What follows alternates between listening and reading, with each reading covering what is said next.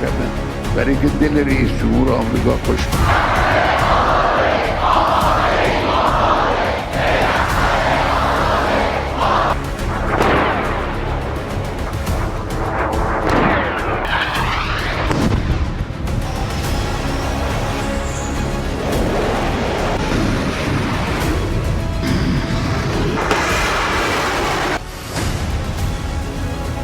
दिन दहाड़े हमले को तैयार ईरान, खामनेई का तख्ता पलट करेंगे ट्रंप।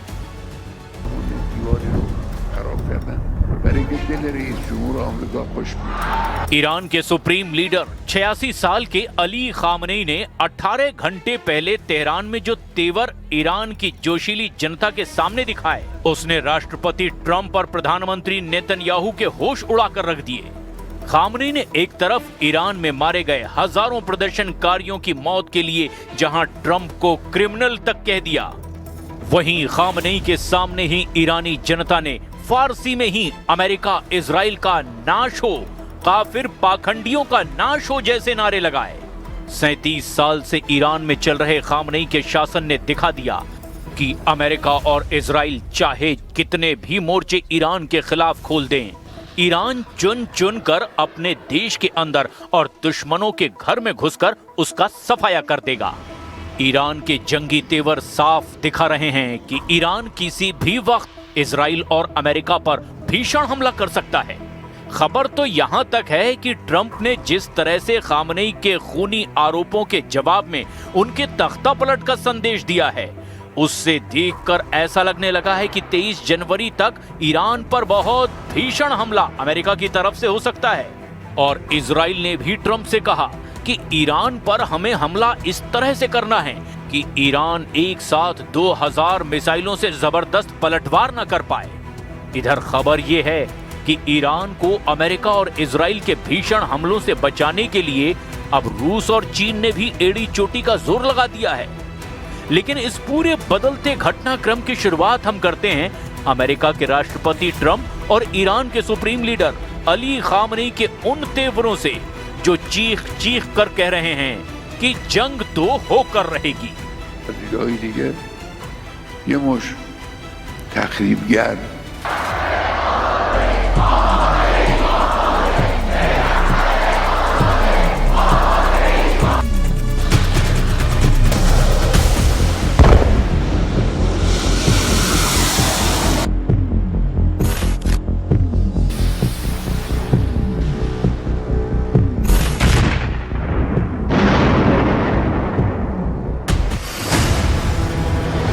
अमेरिका इजराइल का सर्वनाश, खामनेई ने खाई आखिरी कसम। خودشون رو خراب کردن، مثلا فرض کنید فلان ساختمان دیواری رو خراب کردن برای که دل رئیس جمهور آمریکا خوش بیاد.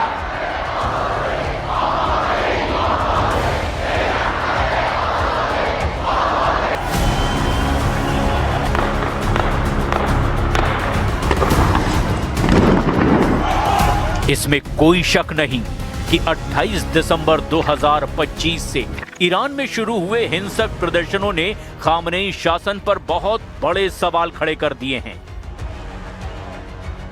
44 साल से ईरानी सत्ता और शासन का केंद्र बने अली खामनेई को भी अंदाज नहीं था कि ईरान के सभी 31 प्रांतों में 200 से ज्यादा शहरों में खामनेई शासन के खिलाफ प्रदर्शन हो सकते हैं।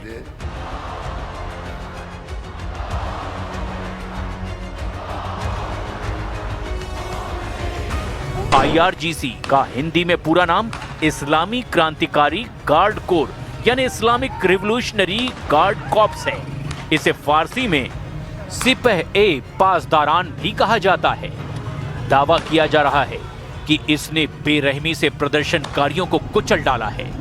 कुछ मीडिया रिपोर्ट्स का दावा है कि ईरान की IRGC के अधिकारियों ने माना है कि 5000 से ज्यादा प्रदर्शनकारी मारे गए हैं, जिसमें 50 के करीब तो सुरक्षा बल के हैं।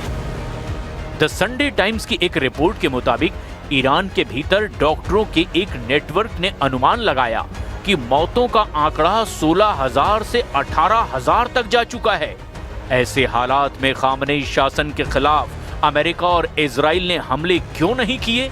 वो भी एक बड़ा सवाल है। लेकिन कुछ रिपोर्ट्स में दावा किया गया कि ईरान ने अपने जंगी तेवरों से अमेरिका और इजराइल को बैकफुट पर धकेल दिया। इजराइल इसीलिए भी ईरान पर हमला करने से डरा हुआ है क्योंकि जून 2025 में 12 दिन के युद्ध में ईरान ने 17 जून से लेकर 24 जून के बीच इजराइल पर इतना घातक पलटवार किया कि उन ईरान की कातिलाना मिसाइलों की काट अब इजराइल को अपने पास नहीं दिखाई दे रही। वो तो ट्रंप ने आखिरी वक्त पर ईरान पर दबाव डालकर युद्ध रुकवा दिया, वरना इजराइल की राजधानी तेल अवीव का हाल भी गाजा जैसा हो जाता। और यही वजह है कि ईरान के सुप्रीम लीडर अली खामनेई ने दहाड़ते हुए राष्ट्रपति ट्रंप पर ऐसा हमला किया कि ट्रंप भी सकपका गए। अब मजबूरी में ट्रंप भी ईरान के सुप्रीम लीडर पर तीखे हमले कर रहे हैं। जरा दो तस्वीरों के जरिए देखिए कि कैसे दोनों एक दूसरे पर अब वार पलटवार कर रहे हैं। مجرم میدانیم هم به خاطر تلفات هم به خاطر خسارات.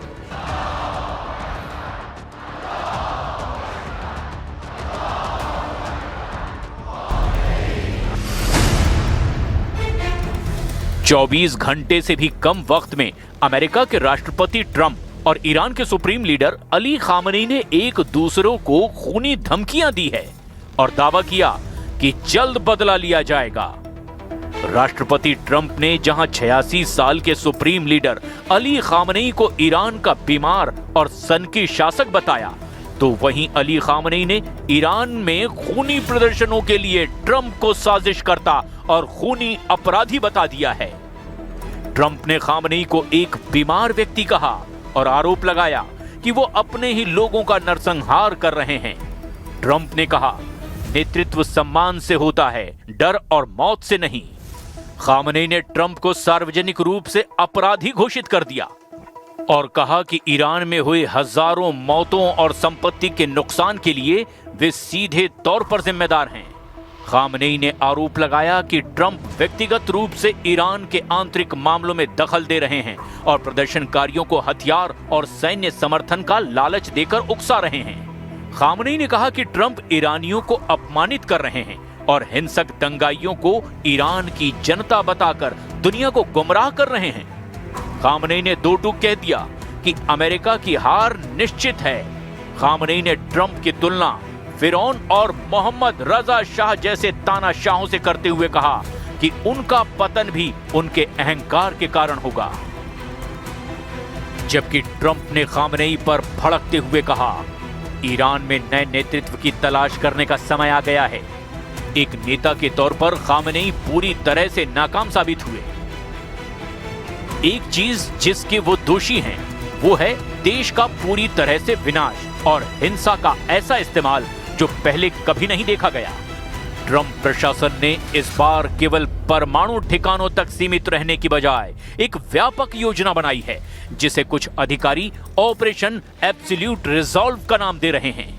पहले चरण में ईरान की वायु रक्षा यानी एयर डिफेंस और संचार केंद्रों को नष्ट करना, दूसरे चरण में सरकारी इमारतों और IRGC यानी रिवोल्यूशनरी गार्ड्स के मुख्यालयों को निशाना बनाना।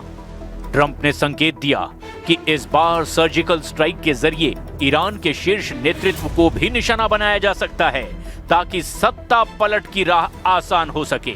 जून 2025 के ऑपरेशन मिडनाइट हैमर की तरह ही अमेरिका फिर से 30,000 पाउंड के बंकर बस्टर बमों का इस्तेमाल कर सकता है ताकि ईरान की जमीन के नीचे छिपी परमाणु प्रयोगशालाओं को खत्म किया जा सके। कुछ रिपोर्ट्स के मुताबिक पेंटागन ने ट्रंप को कई विकल्प दिए हैं, जिनमें B-52 बॉम्बर से हवाई हमले, फारस की खाड़ी से क्रूज मिसाइल दागना और स्पेशल फोर्सेस के गुप्त मिशन भी शामिल हैं। इसीलिए कुछ रिपोर्ट्स में दावा किया गया कि अगर अमेरिका नौसेना का युद्धपोत USS अब्राहम लिंकन पूरे लाव लश्कर के साथ ओमान की खाड़ी या अरब सागर में 23 जनवरी तक पहुंच गया तो ईरान पर बड़े भीषण हमले हो सकते हैं। ट्रंप ने हाल ही में संकेत दिया कि वो अब कम घातक हमलों की बजाय भीषण स्ट्राइक पर विचार कर रहे हैं। इधर ईरान भी रूस और चीन के दम पर अब आर पार की जंग करने को तैयार है। खबर तो ये है कि रूस ने ईरान को अपनी Ghibli radar jamming pot electric warfare तकनीक भी दे दी है, जो इजरायली रडार और मिसाइल गाइडिंग सिस्टम को भी जाम करने में सक्षम है। रिपोर्ट्स का दावा है कि Ghibli radar jamming pod America और इजराइल के हमलों के दौरान कवच का काम करेगा। रिपोर्ट के मुताबिक जनवरी 2026 के मध्य में चीन के भारी मालवाहक विमानों जैसे Y-20 ने ईरान के नो फ्लाई जोन के बीच तेहरान में इन मिसाइल बैटरियों की डिलीवरी भी की है।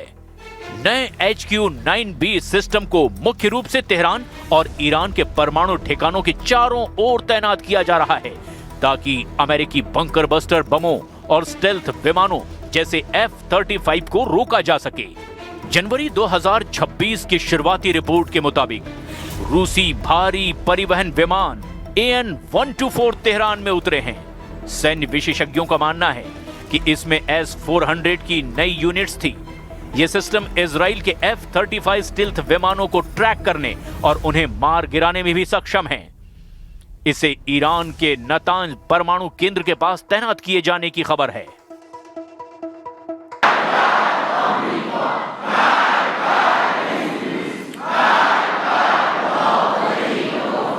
تو این فتنه همین عوامل نادان و ناآگاه با سردستگی اون عناصر خبیث و آموزش دیده کارهای بدی کردن. ईरान का operation true promise 4 US Israel पर हमले की तैयारी। इजरायली प्रधानमंत्री नेतन्याहू और राष्ट्रपति ट्रंप के बीच हाल के ही दिनों में मुलाकात हुई।